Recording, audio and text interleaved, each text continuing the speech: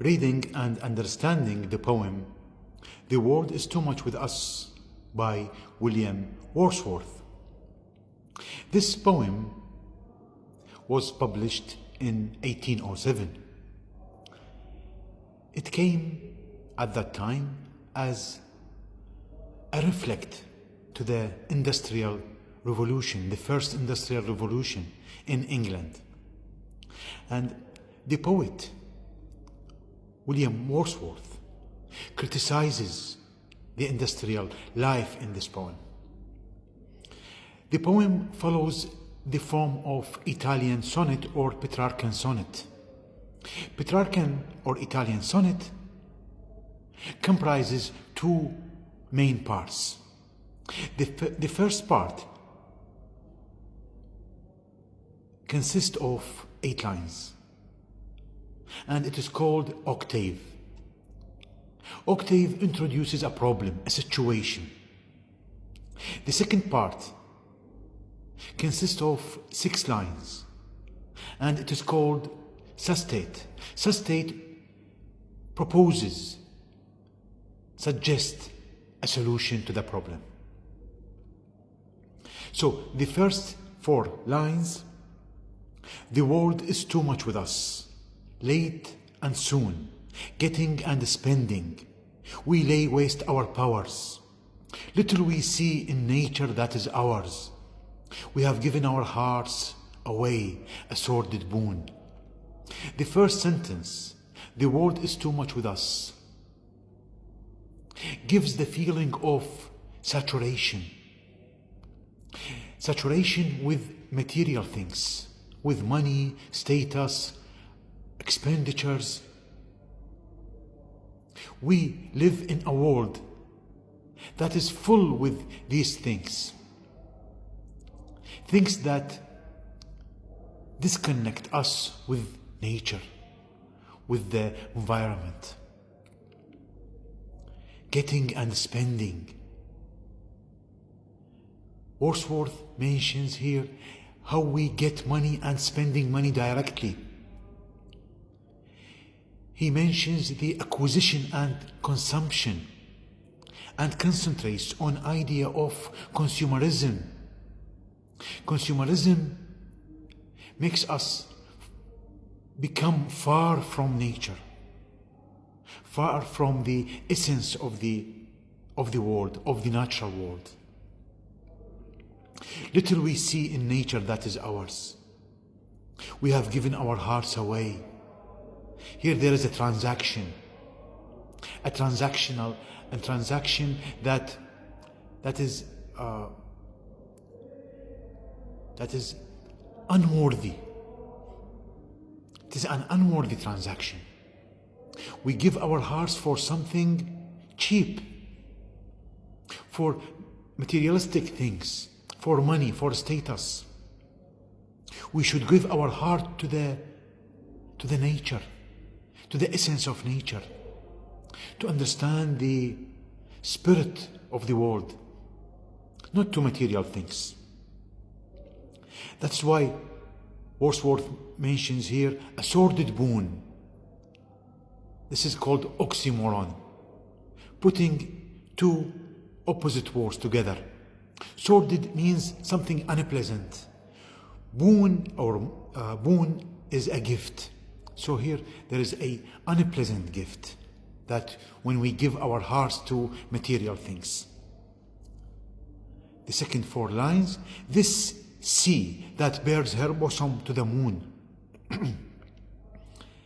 the winds that will be howling at all hours, and are upgathered now like sleeping flowers. For this, for everything, we are out of tune. This sea that bears her bosom to the moon, here William Wordsworth personifies the sea. Imagines the sea as a feminine entity. A feminine that exposes her bosom, her breast to the moon. Can you imagine the scene? An intimate scene between the moon and the sea. Another scene here, another image. The winds that will be howling Here also there is a personification for the wind, howling like a human. And due to this howling, this shouting, at night, the flowers which contain petals are closing at night. So for everything we are out of tune. All these scenes, the opposite scenes, the opening scene of the sea to the moon, the closing scene between the howling winds and the flowers. We are out of all these scenes. We are out of nature. We are far from nature. There is a disconnection between the crux of nature and the human due to the material way of life, due to the oversaturation with material things, with money, with status, as I mentioned. Then the sestet. It moves us not. The nature doesn't move us anymore. Great God. William Wordsworth prays for God. Great God, I would rather be a pagan suckled in a creed outworn. A pagan is someone who doesn't believe in any religion, or someone who believes in many religions. And this word usually refers to a Greek pagan, someone who lives in Greek civilization and believes in Greek mythology, Greek gods. A pagan suckling refers to breastfeeding. In a creed outworn, creed is a religion. Outworn means ancient, old, passed away religion. So here Wordsworth refers to a pagan, someone who believes in Greek mythology. And as Wordsworth wishes, Wordsworth wishes to be a pagan. I wish I was a pagan.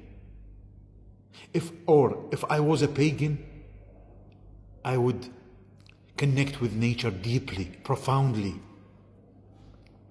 and have glimpses that would make me less forlorn. The nature will introduce glimpses to me that make me feeling less alone, less isolated from nature. Have sight of a Proteus rising from the sea. Proteus is a sea prophetic god. Proteus has the ability to take many shapes. It refers to, or it gives the feeling of wisdom. It represents wisdom. Proteus gives the feeling, reflection of wisdom in Greek mythology. And Triton, or here all the Triton blow his wreathed horn. Wreathed horn is a musical instrument used in Greek civilization. Triton is a sea god as well, has the ability to control sea waves. So Triton represents power. So Wordsworth wishes to be a pagan. This wish will make him in connection with nature. Thank you.